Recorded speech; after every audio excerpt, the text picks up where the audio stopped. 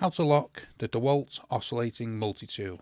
So, if you don't want it to always work when you press the button, if you see this little black button this side, you can see here, it's got a padlock here, but it's locked. Look on this side, turn that round for you, you can see it's open. So what you need to do is come to the lock side like this and press it in. And now, when you press the button, the oscillating multi-tool will not work because it's locked.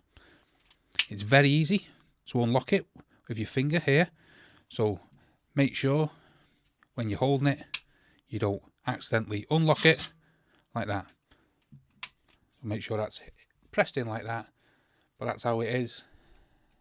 But that's how to lock your DeWalt Oscillating Multi-Tool.